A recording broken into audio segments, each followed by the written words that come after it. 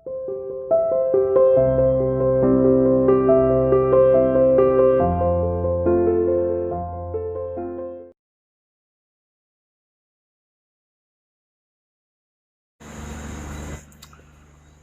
Student, welcome to CR international online classes. बेटा, हमारा chapter number 2 चल रहा है कि बिजनेस से व्यापार तक या व्यापार से साम्राज्य तक। ठीक है, कि अंग्रेज यहाँ पर व्यापार करने आए थे और धीरे धीरे उन्होंने अपने साम्राज्य का विस्तार है वो कर लिया।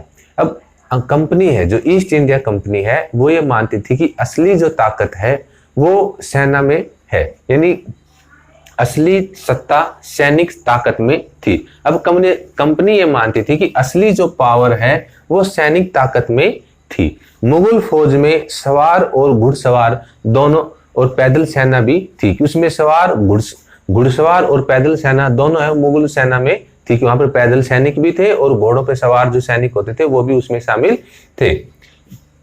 ग्रामीण भी सशस्त्र थे। सशस्त्र मीन्स हथियारों के साथ। जो ग्रामीण लोग थे उनके पास भी हथियार थे, वो भी सशस्त्र थे, शस्त्र चलाना है वो जानते थे।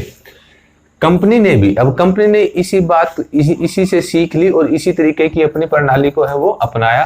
कंपनी ने भी ग्रामीण इलाकों में किसानों की फौज में भर्ती कराई। कंपनी ने क्या किया कि ग्रामीण जो इलाके थे, गांव के जो इलाके थे, उनमें जो किसान लोग थे उन किसानों को फौज में भर्ती है वो करवाया। अंग्रेज इन्हें सिपोय कहते थे। सिपोय में सिपाही, अंग्रेज इनको सिपोय कहते थे, यानी सिपाही है वो कहते थे। प्रशासन की बेहतरी हेतु आवश्यक था कि, अब अंग्रेजों को यह लगा कि प्रशासन की बेहतरी के लिए, अच्छाई के लिए यह आवश्यक था कि अंग्रेज एक सक्षम सेना का गठन करें। कि अंग्रेजों को लगता था कि अच्छी तरीके से प्रशासन चलाने के लिए यह आवश्यक था कि जो अंग्रेज हैं वो एक अच्छी यानी सक्षम यानी मजबूत सेना का गठन करें। ठीक है, सेना की आवश्यकता विदेशी आक्रमण व आंतरिक विद्रोह रोकने, विदेशों से जो आक्रमण होते थे उसको रोकने के लिए, और जो आंतरिक विद्रोह यानी बाहर से कोई अगर हमारे ऊपर आक्रमण करता है तो उसके आक्रमण को रोकने के लिए, अगर आंतरिक विद्रोह यानी राज्य के अंदरूनी आपस में ही विद्रोह हो जाता है, उस विद्रोह को शांत करने के लिए सेना की जो आवश्यकता है वो महसूस हुई। प्रांतीय विस्तार व व्यापारिक गतिविधियों को शांतिपूर्वक चलाने हेतु आवश्यक थी। सेना में मुख्यतः भारतीय सैनिक या सिपाही होते थे। सेना में ऊंचे ओहदे पर ब्रिटिश होते थे।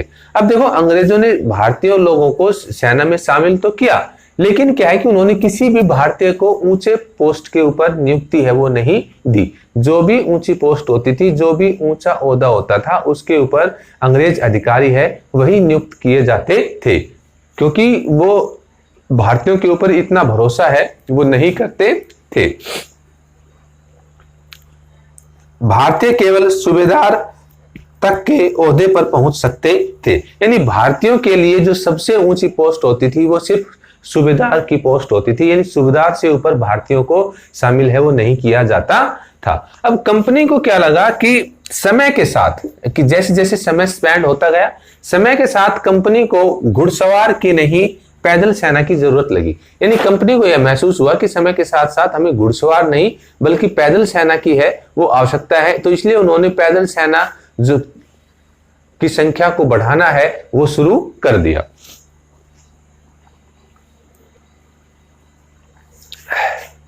सेना में ज्यादा ध्यान पैदल सेना पर दिया गया। सैनिकों को यूरोपीय तरीकों से ट्रेनिंग है वो दी जाने लगी, यानी जो सेना, जो भारतीय सैनिक जो शामिल किए गए, उन सैनिकों को जो यूरोपीय तौर तरीके थे, यूरोपीय तौर तरीकों से उनको सिखाया जाने लगा, भारतीय तौर तरीकों से नहीं, क्योंकि वो ये मानते थे कि भारतीय लोग हैं वो तो हमारे से पीछे हैं, इसलिए सैनिकों को यूरोपीय तौर तरीकों से युद्ध कला है या युद्ध करने के जो तरीके हैं वो सिखाए गए। वह उनके जीवन को अनुशासित किया गया। बंगाल के सेना अफसरों को मद्रास व मुंबई के अफसरों की अपेक्षा अधिक वेतन दिया जाता था। अब बंगाल और मद्रास के जो सेना अफसर थे उनको बाकी लोगों के कंपैरिजन में ज्यादा उनको वेतन है वो दिया जाता था। अब दूसरे युद्धों में सिपाही मस्केट और मैचलॉक से लैस थे।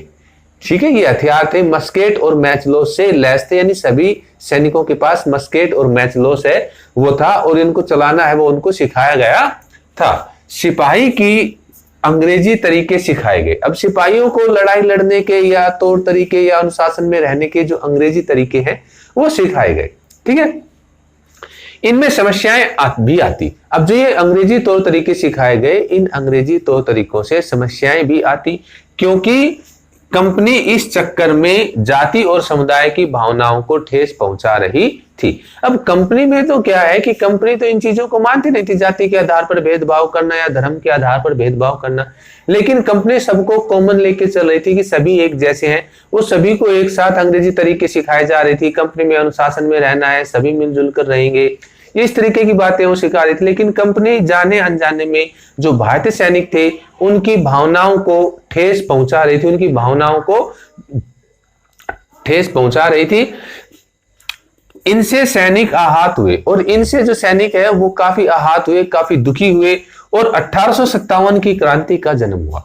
अब देखो 1857 की जो क्रांति हुई, जिसको भारत का पहला स्वतंत्रता संग्राम कहा जाता है, और ऐसा कहा जाता है कि अगर ये 1857 की क्रांति पूरे देश में अगर एक साथ होती तो भारत है वो काफी पहले ही आजाद हो जाता और अंग्रेज इतना ज्यादा हमारा शोषण है वो नहीं कर पाते। लेकिन कंपनी ने भारतीय सैनिकों की भावनाओं को या धार्मिक भावनाओं का ध्यान नहीं रखा, उनकी धार्मिक भावनाओं को ठेस पहुंचाई, और जिसका रिजल्ट ये हुआ कि 1857 की जो क्रांति है उसके रूप में अंग्रेजों के सामने एक भारी विद्रोह है वो उत्पन्न हुआ।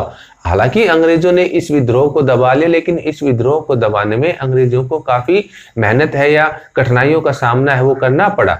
ये विद्रोह इसलिए दब गया क्योंकि ये विद्रोह पूरे देश में एक साथ नहीं हुआ था, धीरे धीरे करके हुआ था, इसलिए अंग्रेजों ने इस विद्रोह को दबाने में सफलता है वो प्राप्त की। तो 1857 के विद्रोह का जो सूत्रपात हुआ वो मंगल पांडे नामक सैनिक के साथ हुआ था। अब ऐसा माना जाता है कि मंगल पांडे जो सैनिक है, सेना के सिपाहियों में यह अफवाह फैल गई कि जो नए कारतूस आए थे उनके ऊपर गाय और सूअर की चर्बी का लेप लगा हुआ था, और उन नए कारतूसों को गन में लोड करने से पहले या बंदूक में लोड करने से पहले उन कारतूसों को मुंह से खींचना होता था। अब ये हिंदुओं और मुसलमानों की धार्मिक भावनाओं को ठेस पहुंची। इससे उन्होंने ऐसा कहा कि इससे तो हमारा धर्म है वो भ्रष्ट हो जाएगा, और उन्होंने अंग्रेजी सेना के खिलाफ विद्रोह है वो स्टार्ट कर दिया। और इसमें अंतिम मुगल बादशाह बहादुर शाह जफर को विद्रोह का नेता है वो नियुक्त किया गया। ठीक है, तो इससे विद्रोह हुआ, लेकिन कंपनी है वो इन सब बातों का ध्यान नहीं रखती थी। कंपनी तो ये सोचती थी कि सभी है वो कॉमन है। उन्होंने भारतीय समाज में जाति के आधार पर जो भेदभाव पाया जाता है उसका ध्यान नहीं रखा, और उसका रिजल्ट ये हुआ कि 1857 के विद्रोह के रूप में कंपनी के सामने एक बड़ी समस्या है वो खड़ी हो गई। हालांकि कंपनी ने इस समस्या को आसानी से तो नहीं कह सकते हम, लेकिन इस समस्या को उसने हल कर लिया, विद्रोह का दमन किया। लेकिन इस विद्रोह का दमन करने में कंपनी को काफी समस्याओं का सामना है वो करना पड़ा। अब निष्कर्ष रूप में हम यही कह सकते हैं कि कंपनी भौगोलिक औपनिवेशिक शक्ति बन गई। अब जो कंपनी है वो एक भौगोलिक औपनिवेशिक शक्ति है वो बन गई।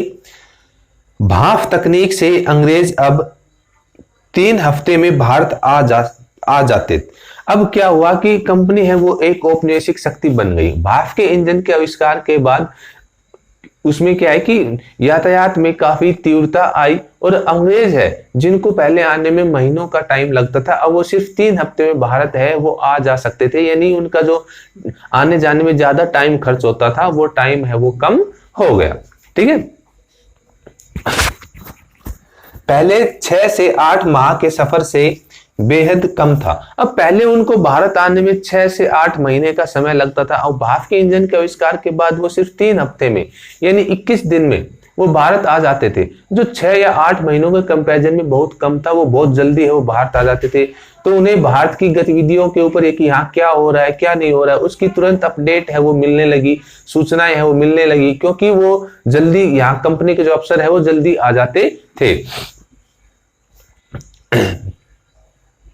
1857 तक भारतीय उपमहाद्वीप के 63% भूभाग और 78% आबादी पर शासन था।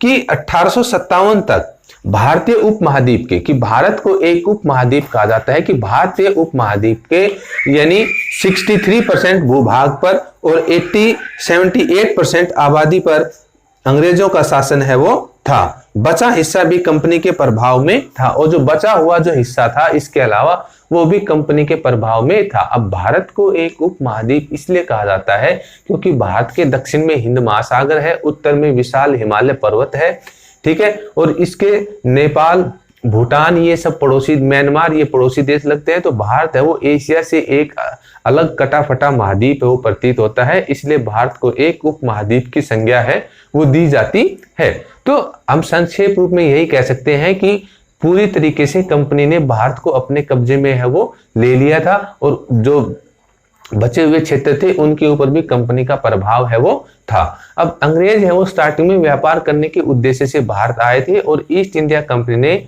महारानी एलिजाबेथ एक से एक मात्र अधिकार है वो प्राप्त कर लिया था। उसका मतलब ये था कि कंपनी को, और यहाँ पर कोई दूसरी कंपनी है यूरोपीय कंपनी, वो व्यापार है वो नहीं करेगी, लेकिन कंपनी से पहले यहाँ पर पुर्तगाली और फ्रांसीसी है उन्होंने दस्तक दिए थे, इससे कंपनी की प्रतिस्पर्धा है वो बढ़ गई थी।